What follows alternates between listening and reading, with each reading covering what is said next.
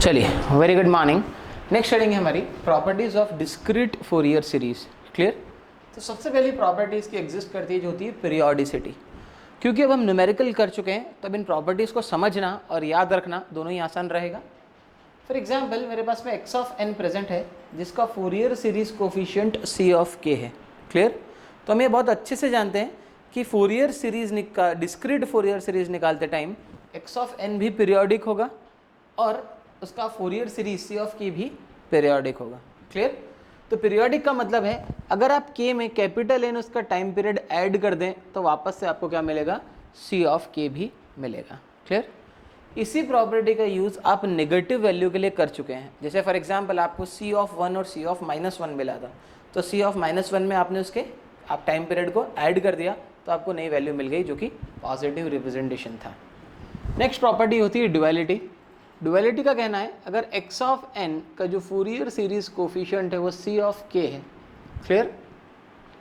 तो अगर मैं के को रिप्लेस कर दूं एन से, है ना, तो ये हो जाएगा एक्स ऑफ एन, और एन को रिप्लेस कर दूं मैं माइनस के से, तो सी ऑफ माइनस के, और इसको मैं 1/n से डिवाइड कर दूं तो this will be your property of duality. Clear. चलिए, नेक्स्ट सबसे इंपॉर्टेंट प्रॉपर्टी है कॉन्जुगेट प्रॉपर्टी। क्लियर। कि कॉन्जुगेट प्रॉपर्टी हम पहले देख चुके हैं। अगर c ऑफ n मेरे पास में एक फंक्शन है, c ऑफ k प्रेजेंट है। क्लियर।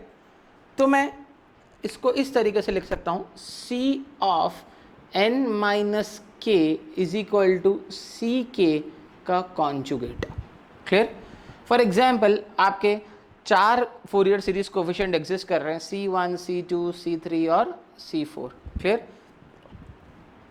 मान लेता हूं इसका जो ओवरऑल टाइम पीरियड था कैपिटल N इक्वल टू 7 था। अगर आपने C ऑफ 1 कैलकुलेट कर लिया है तो कैपिटल N की जगह मैं 7 डालता हूं, C ऑफ 1 आप कैलकुलेट कर चुके हैं तो आपको मिलेगा C ऑफ 6। क्लियर। जैसे के की जगह 1 डाला तो यहाँ पे आ जाएगा C ऑफ 1 का कॉन्जुगेट। मतलब जो C ऑफ 1 आप निकाल चुके हैं अगर आप उसका कॉन्जुगेट कर देंगे तो आपको डायरेक्टली C ऑफ 6 मिल जाएगा। C ऑफ 6 है ना, C of 5, C of 6। C of 6 को आपको अलग से इवेल्युएट करने की ज़रूरत नहीं है। ये प्रॉपर्टी भी हम न्यूमेरिकल में अप्लाई कर चुके हैं। क्लियर। लास्ट प्रॉपर्टी इसकी बचती है, I am sorry, even and odd sequence. Clear. चलिए, इवन एंड ऑड सीक्वेंस का मतलब ऐसा है कि अगर मेरा एक्स ऑफ एन है वो रियल है और इवन फंक्शन है ना, या फिर एक्स ऑफ एन रियल है और ऑड फंक्शन है, तो इसका जो फोरियर सीरीज कोफिशिएंट आएगा वो भी रियल होगा। Clear. For example cos omega 0n या फिर cos π/4n का आप निकाल चुके हैं लास्ट लेक्चर में फोरियर ट्रांसफॉर्म। ये एक इवन फंक्शन है। तो जो फोरियर सीरीज कोफिशिएंट मिले थे वो आपको C ऑफ 1 और C ऑफ -1 दोनों जो मिले थे वो 1/2 थे। 1/2 मतलब कैसा है, रियल है। अगर xn ऑड है तो उसका होगा इमेजनरी।